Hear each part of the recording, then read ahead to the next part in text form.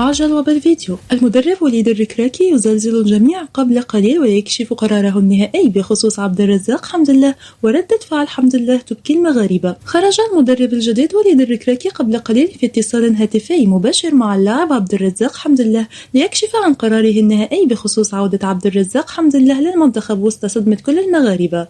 وإليكم باقي التفاصيل.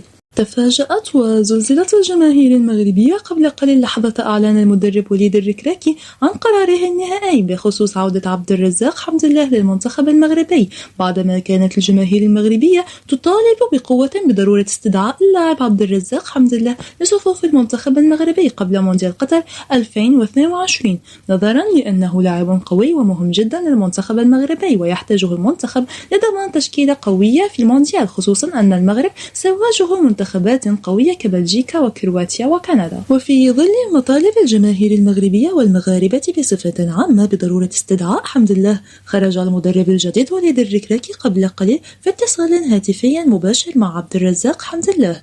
حسب ما نشرت بعض الصفحات الإخبارية على مواقع التواصل الاجتماعي، فإن المكالمة التي أجراها الركراكي مع حمد الله انتهت بإبعاد حمد الله عن المنتخب نظرا لعدم قبول حمد الله شروط المدرب وليد الركراكي، ولن يكون ضمن تشكيلة المنتخب في المونديال، وهذا ما أغضب الجماهير المغربية. ونحن الآن في انتظار تأكيد الخبر من طرف الجامعة المغربية لكرة القدم إن شاء الله.